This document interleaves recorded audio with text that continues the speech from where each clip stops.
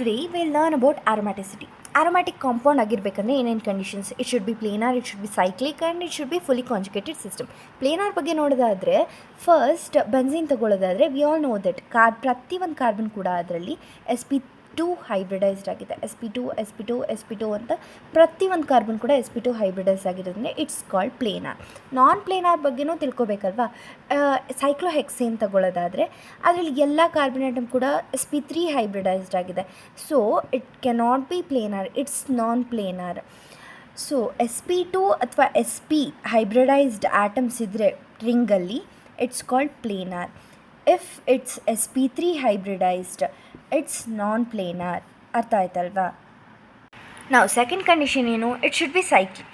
Cyclic ಅಂದರೆ ಆರಾಮಾಗಿ ಗೊತ್ತಾಗುತ್ತೆ. ಸೈಕ್ಲಿಕ್ ಅಂದರೆ ಇದು, ನಾನ್ ಸೈಕ್ಲಿಕ್ ಅಂದರೆ ಓಪನ್ ಸ್ಟ್ರಕ್ಚರ್ ಅಷ್ಟೇ.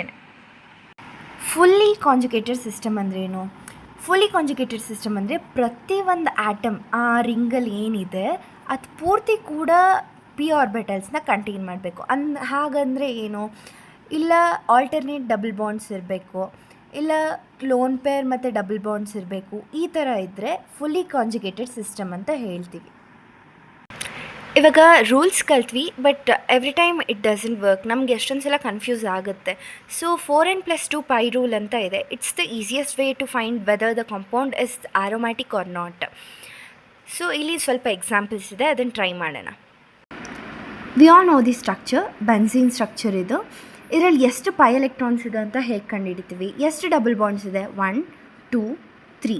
ಒಂದು ಬಾಂಡಲ್ಲಿ 2 ಎಲೆಕ್ಟ್ರಾನ್ಸ್ ಇರುತ್ತೆ ಅಂದರೆ 3 ಬಾಂಡ್ಸ್ ಇದೆ. 3 × 2 6 ಎಲೆಕ್ಟ್ರಾನ್ಸ್ ಇದೆ. 6 ಪೈ ಎಲೆಕ್ಟ್ರಾನ್ಸ್ ಇದೆ.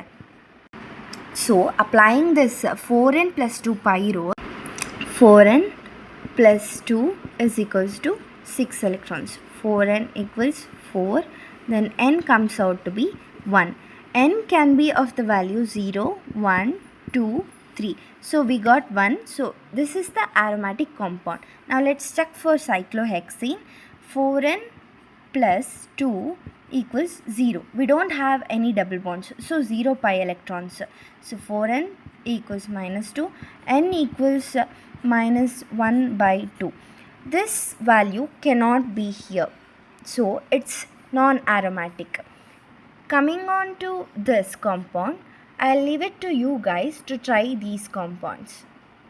ತುಂಬ ಜನ ಕನ್ಫ್ಯೂಸ್ ಆಗ್ತಾ ಇರುತ್ತೆ. ಲೋನ್ ಪೇಸ್ನ ಯಾವಾಗ ಪೈ ಎಲೆಕ್ಟ್ರಾನ್ಸು ಕನ್ಸಿಡರ್ ಮಾಡಬೇಕು, ಲೋನ್ ಪೇಸ್ ಯಾವಾಗ ಡಬಲ್ ಬಾಂಡಲ್ಲಿ ಇರುತ್ತೆ ಈ ಥರ ಪಿರಿಡಿನಲ್ಲಿ, ಆವಾಗ ಕನ್ಸಿಡರ್ ಮಾಡಬೇಡಿ ಲೋನ್ ಪೇಸ್ನ ಪೈ ಎಲೆಕ್ಟ್ರಾನ್ಸ್ಗೆ. ಯಾವಾಗ ಪೈರೋಲಲ್ಲಿ ಡಬಲ್ ಬಾಂಡಲ್ಲಿ ಇಲ್ಲ, ಸೊ ಅದನ್ನು ಕನ್ಸಿಡರ್ ಮಾಡ್ಬೋದು ಪೈ ಎಲೆಕ್ಟ್ರಾನ್ಸ್ಗೆ.